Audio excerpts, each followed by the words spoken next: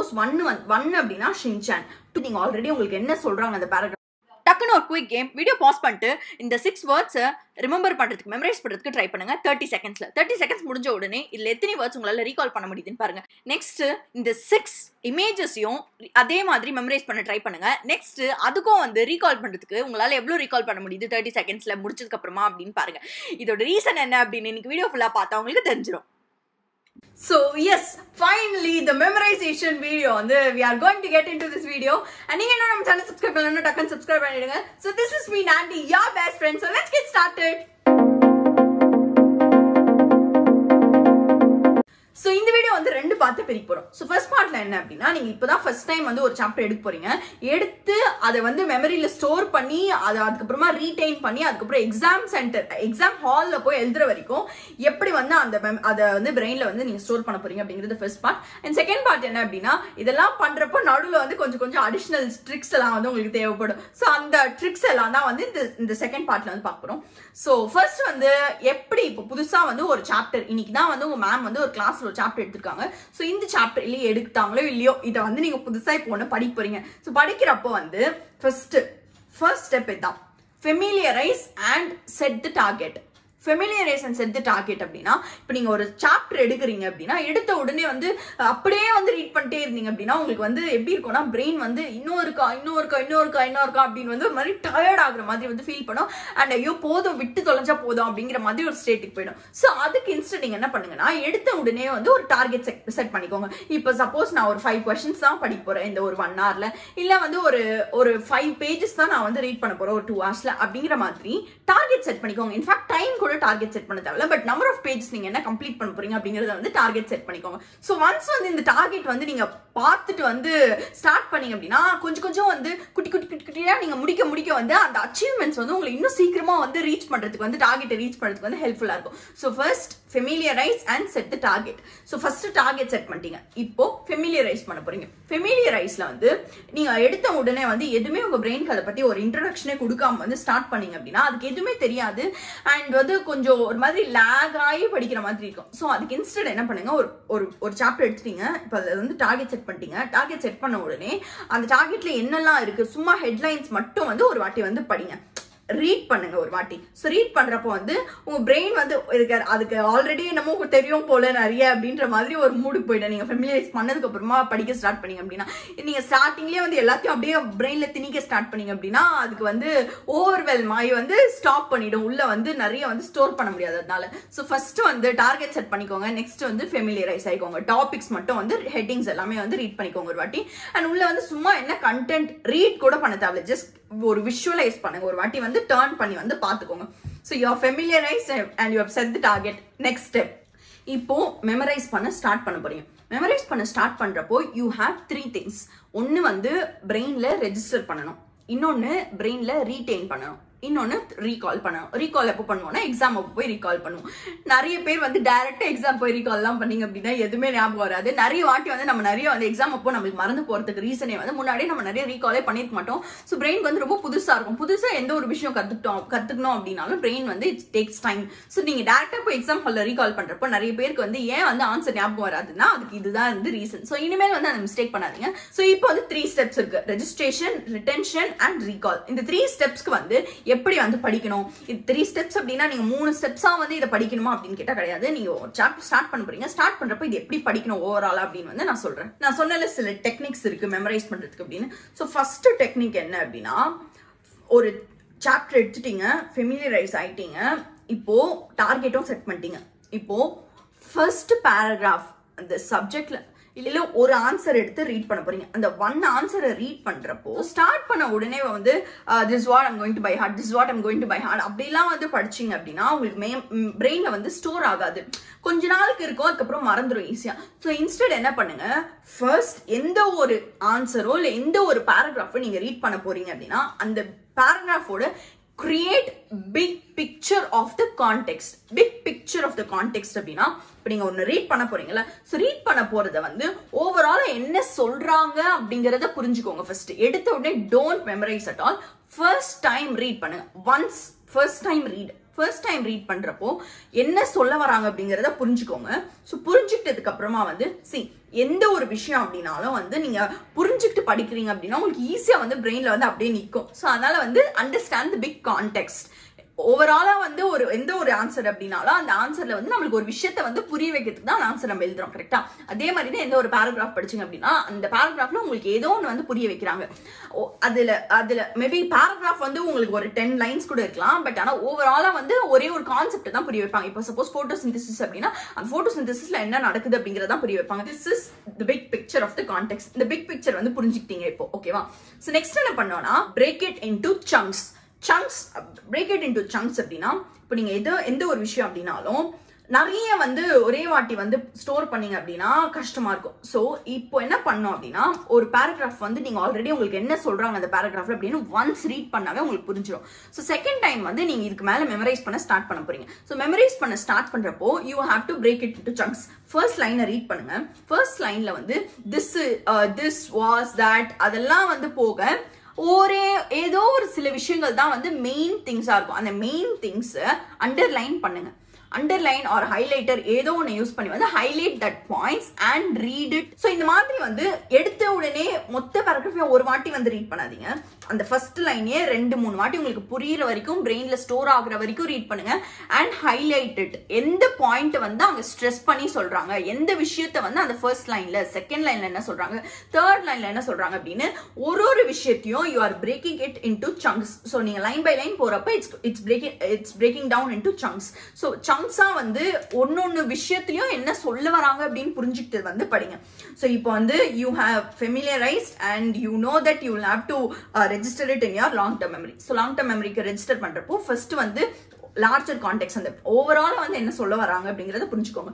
So இத புரிஞ்சிட்டதுக்கு அப்புறமா next வந்து நீங்க மெமரைஸ் பண்ண ஸ்டார்ட் பண்ண போறீங்க. மெமரைஸ் பண்ண ஸ்டார்ட் பண்றப்போ மொத்தத்தையும் ஒரே வாட்டி படிக்காம break it down into chunks. So இப்போ வந்து you are halfway through it. Next என்ன பண்ணனும்னா ஃபுல்லா வந்து உங்களுக்கு வந்து மெமரைஸ் பண்ணணும் அப்படிங்கிறப்போ இந்த மாதிரி வந்து பாதி வந்து நீங்க பண்ணிட்டீங்க. பட் ஓவரால் ரொம்ப நாளுக்கு வந்து இதை வந்து ஸ்டோர் பண்ணி வைக்கணும் அப்படின்னு நினைக்கிறப்ப என்ன பண்ணோம்னா விஷுவலைஸ் இட்.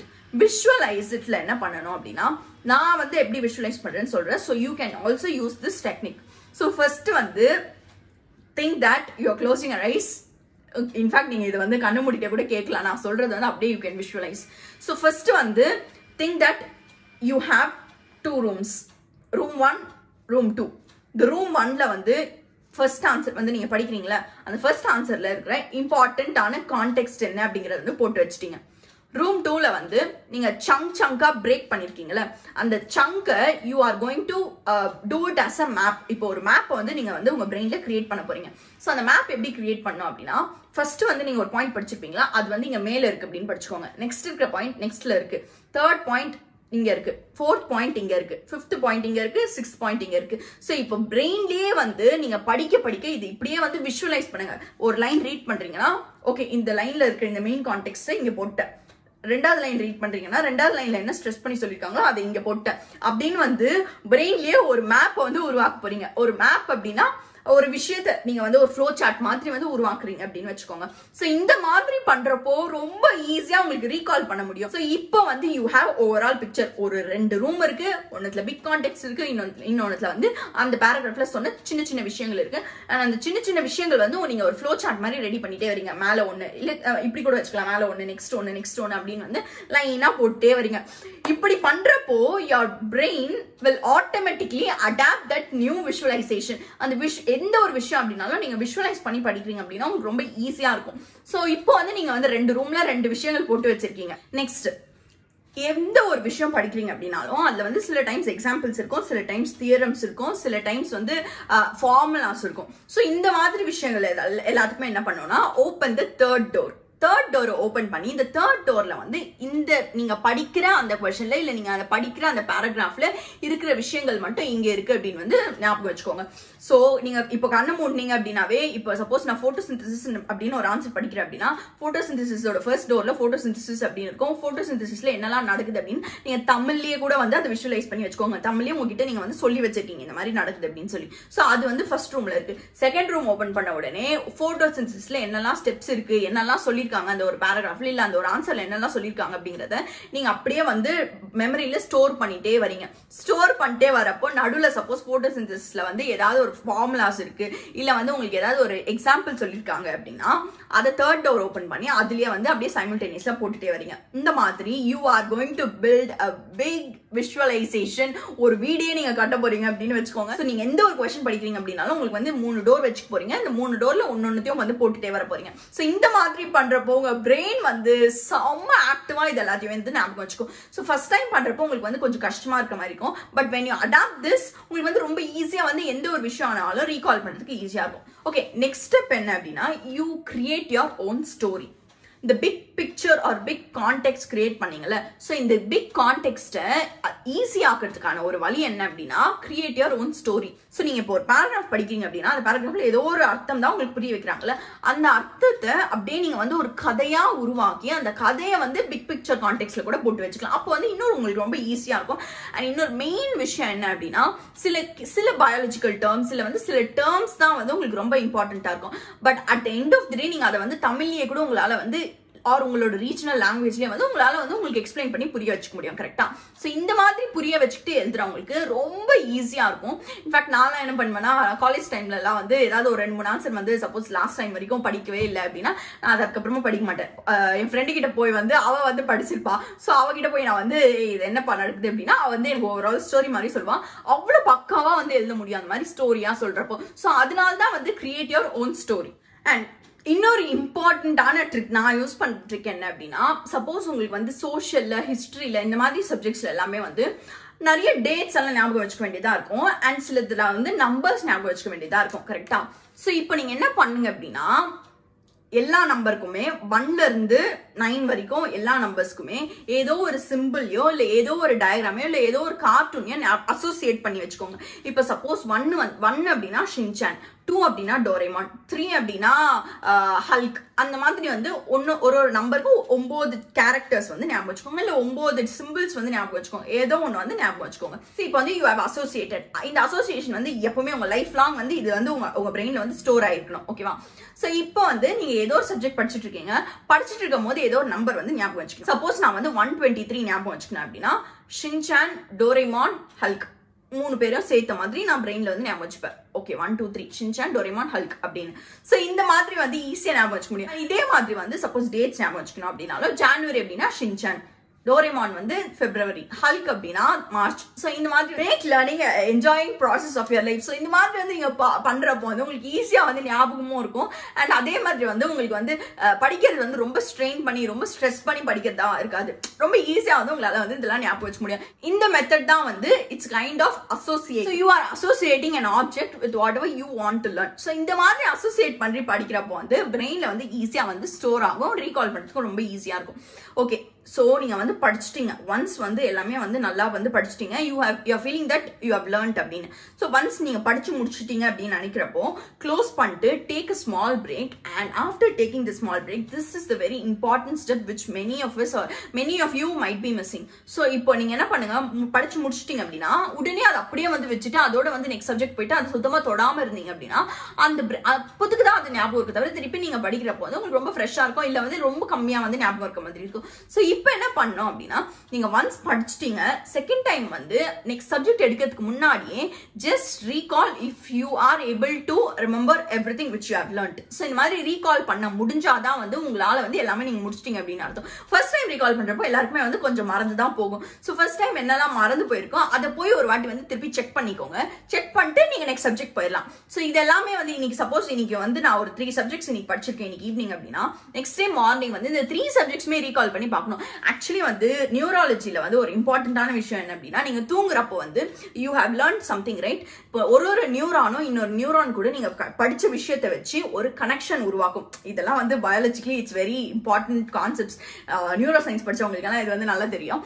ஸோ இந்த மாதிரி வந்து நிறைய விஷயங்கள் இருக்கு. ஸோ உங்க நியூரான்ஸ் ஒரு கனெக்ஷன் இன்னொரு நியூரான் கூட எஸ்டாப்ளிஷ் பண்ணுது. இன் திஸ் வே நீங்க வந்து ஒரு புது ஸ்கில் எல்லாம் கூட இப்படிதான் வந்து நீங்க வந்து கத்துப்பீங்க. சோ அதே மாதிரி நீங்க படிக்கிற விஷயத்தையும் புதுசா இந்த மாதிரி கத்துக்கிறப்போ நெக்ஸ்ட் டே ரீகால் பண்ணீங்க அப்படின்னா okay you have learnt something which are trying to recall. அந்த ரீகால் பண்ற ப்ராசஸ் வந்து பிரெயினுக்கு வந்து அடாப்ட் பண்ணிக்கும். அண்ட் அதே மாதிரி உங்களுக்கு திருப்பி போய் எக்ஸாம் ஹால்ல ரீகால் பண்றதுக்கு ரொம்ப வந்து ஈஸியா இருக்கும். ஸோ நீங்க இந்த மாதிரி வந்து முன்னாடி நாள்ல இருந்து நெக்ஸ்ட் டே வந்து ரீகால் பண்ணி பாக்குறீங்களா? So in this way you will be able to retain that in the memory.